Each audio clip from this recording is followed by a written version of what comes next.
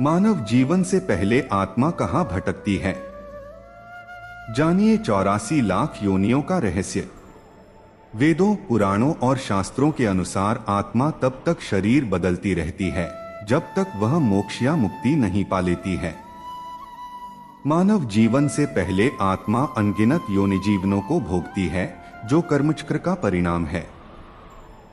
शास्त्रों में 84 लाख योनियां बताई गई हैं, लेकिन क्या आप जानते हैं कि इन योनियों का वर्गीकरण किस प्रकार किया गया है?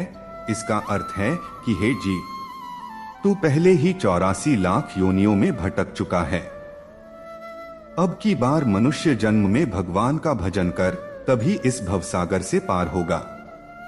हिंदू धर्म शास्त्रों में भी बताया गया है कि आत्मा अपने कर्मों के अनुसार जन्म लेती है और जब तक वह मानव जीवन प्राप्त नहीं करती, तब तक वह 84 लाख योनियों में भटकती रहती है।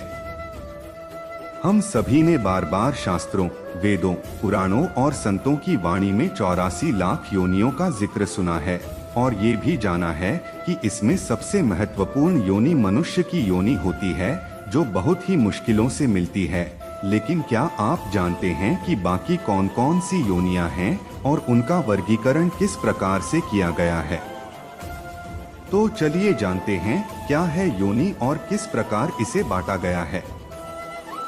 योनि का अर्थ है जन्म का माध्यम या जीव का शरीर या अवस्था जिसमें आत्मा जन्म लेती है।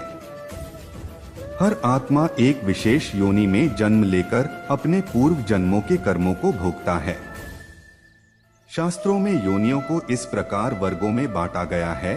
जलचर योनि जैसे कि मत्स्य, जलीय कीट, इसमें लगभग 9 लाख श्रेणियां हैं।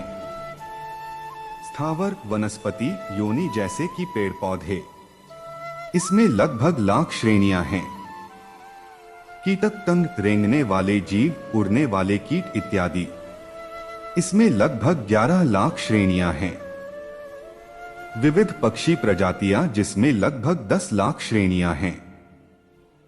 पशु तिर्यक योनि जिसमें लगभग 30 लाख श्रेणियां हैं। मानव योनि जिसमें केवल पुरुष स्त्री श्रेणी है। नरक असुर प्रेत योनि जिसमें 3 लाख जैसे कि प्रेत, पिशाच, राक्षस, भूत श्रेणियां हैं। देव योनि देवता, गंधर्व, यक्ष जिसमें लगभग 1 लाख श्रेणियां हैं। इन सबको ही मिलाकर 84 लाख योनियां बनती हैं। गरुड़ पुराण में कहा गया है कि आत्मा 84 लाख योनियों में जीव भ्रमण करता है, फिर कहीं जाकर मनुष्य जन्म पाता है। यानी मनुष्य योनि का मिलना कोटि कोटि योनियों में भटकने के बाद ही संभव होता है। शास्त्रों में ये भी बताया गया है कि पिछले जन्म के कर्मों के अनुसार आत्मा की गति तय होती है। अगर पुण्य अधिक हैं, तो आत्मा को देव योनि, मानव योनि या उन्नत जीवन मिलता है और अगर पाप अधिक हैं, तो आत्मा पशु, कीट, नरक योनि आदि में चली जाती है। मनुष्य योनि को मोक्ष द्वार कहा गया है। मनुष्य तनु दुर्लभम, जिसका अर्थ है कि यह तन मोक्ष प्राप्त करने का एकमात्र अवसर है।